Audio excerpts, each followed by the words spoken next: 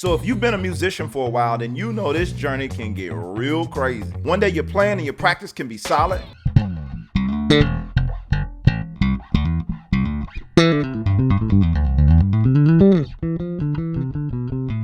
Then it can be trash. Then if you're not careful, it can go to something that's borderline psychotic.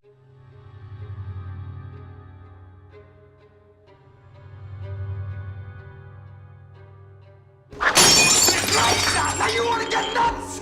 Come on! And you might not be as used to this, especially if you are a beginner. So in this video, I'm going to show you what to do when you want to quit. And be sure to hang around all the way to the end as I give you 5 bass playing success secrets. Stay tuned.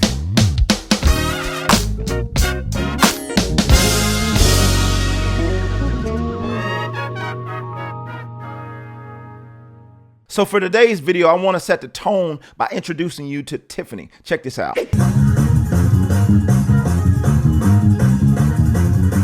You might be saying, wow, Jermaine, a girl playing bass. What's so special about that? There's a lot of cool female bass players out there now. You're absolutely right. But here's the thing. She's deaf. Yeah, you heard me right. She's deaf. And we're going to talk more about this towards the end of this video. So be sure to stay tuned all the way to the end so you can find out a little bit more about Tiffany. All right, so for point number 1, identify your goal. I know that's always one of my top points that I use, but it's always relevant in multiple contexts. You want to be able to identify your goal as a player. If you're not setting goals, you definitely want to start setting goals as a player, because you'll never know if you're reaching your goals or be able to measure your success if you're not setting goals. I've often heard this said that you should be making measurable progress in a reasonable amount of time. So with that being said, one of the things that I told my students, you should have your goals.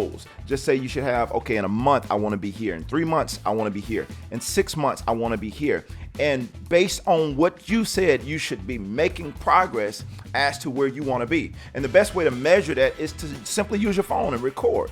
Record your practice times, record your performances. See what you sound like this week.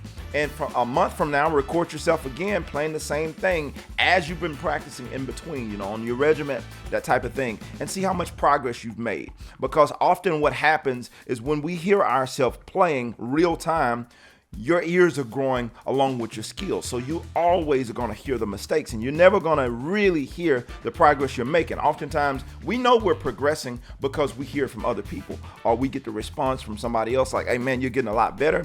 Unless you're really honest with yourself and you're able to hear the little increments of growth that you're having from week to week or from day to day, it's oftentimes we don't really hear, or we can't really tell our growth. So you want to make a goal so you know from 1 month to the next month to 3 months to 6 months to a whole year how far you've come. And you do that by simply recording yourself playing. All right, so for number 2, set a plan of action. And this can go back to the point I mentioned in point number 1 with having a regiment. You want to set a regiment. Okay, here's where I want to be in a month. Here's where I want to be in 3 months. Here's where I want to be in 6 months.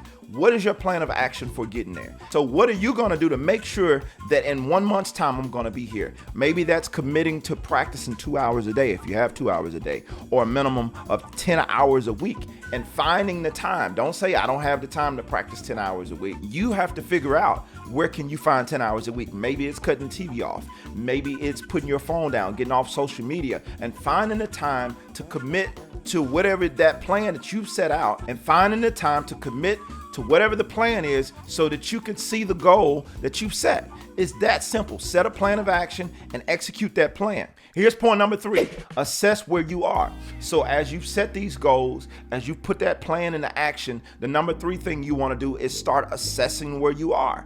From week to week or from day to day, be able to monitor your playing, see what's grown, see what's gotten better, see what's gotten worse. Really be honest here. And here's the thing I want to just kind of throw in there as well, because most of us as perfectionists, most musicians are perfectionists. You want to give yourself credit. I know most of us with that perfectionist nature are horrible about that. And I used to be really bad about not giving myself credit.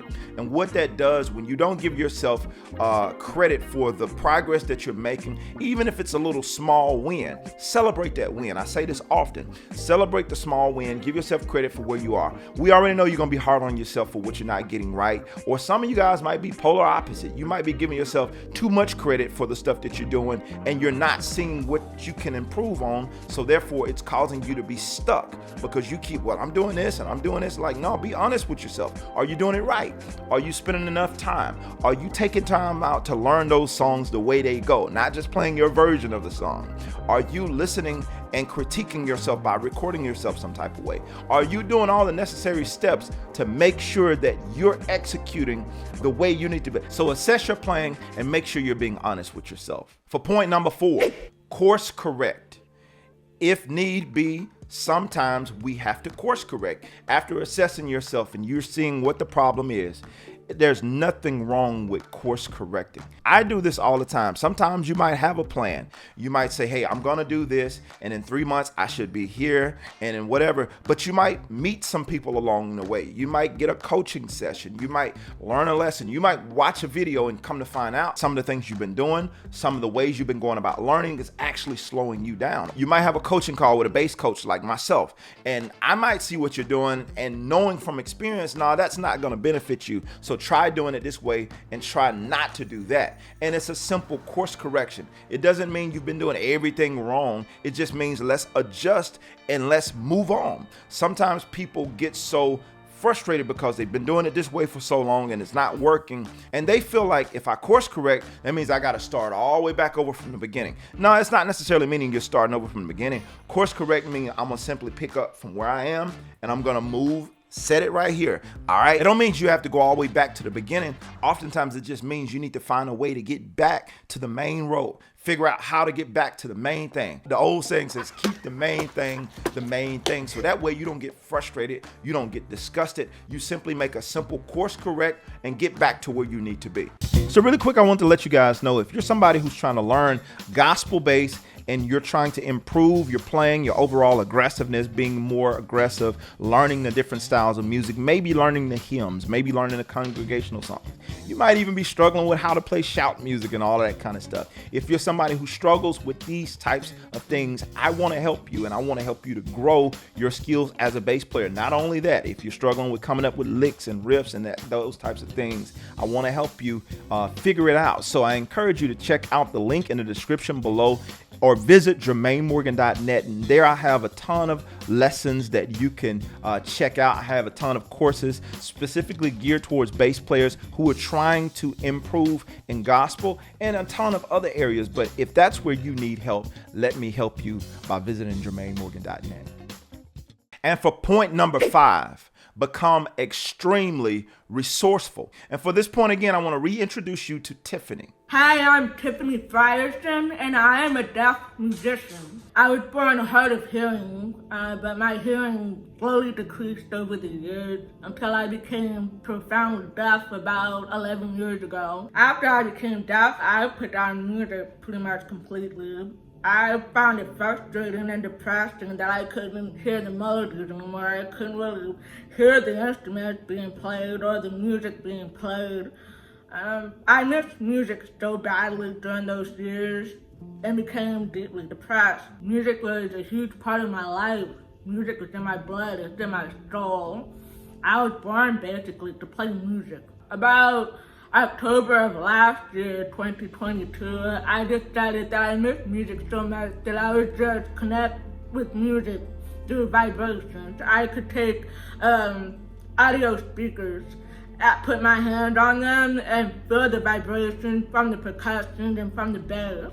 And I could feel the vibrations from the bass really, really well. Not so well with the keyboard and the electric guitar, so I decided to focus playing on the bass, keep playing the bass, keep connecting with music through the vibrations from my bass. So I personally came across Tiffany by way of Instagram.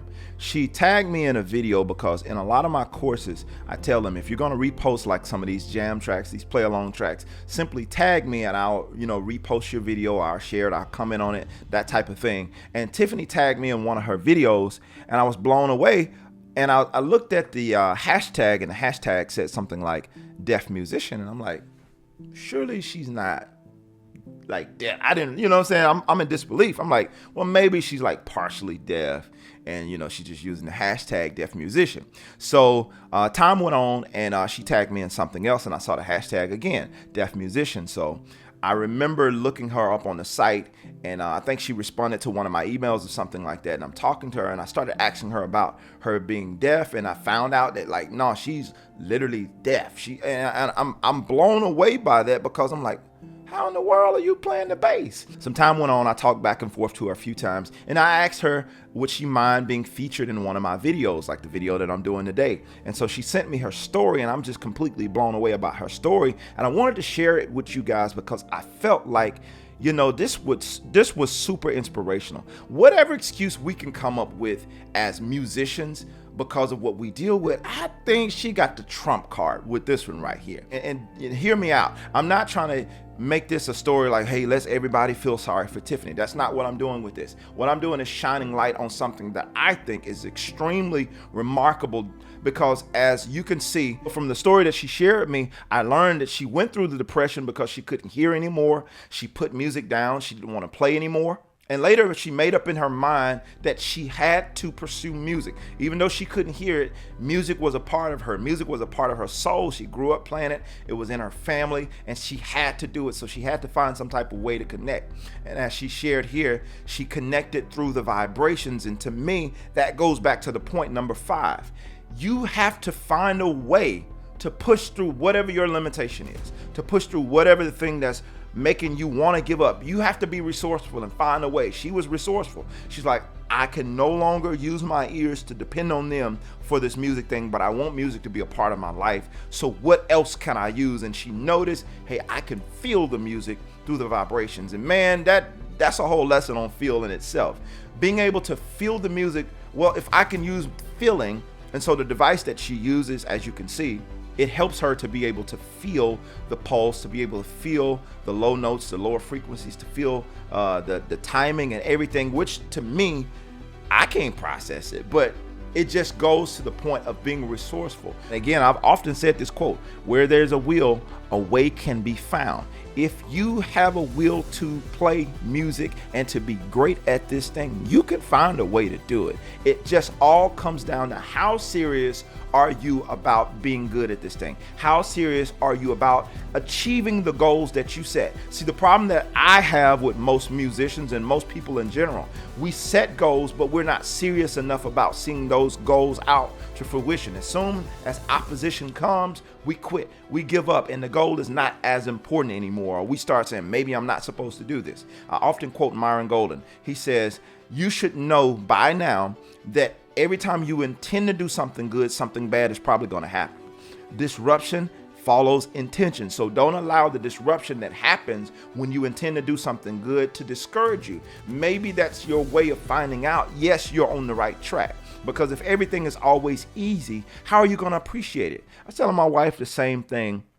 She has this garden that she's been doing this year, doing a garden for the first year. So she's been running into stuff like certain type of, I think beetle bugs or beetle caterpillars or something. I'm not sure. But anyway, they have been eating her crops. Some of you gardeners, you know exactly what I'm talking about.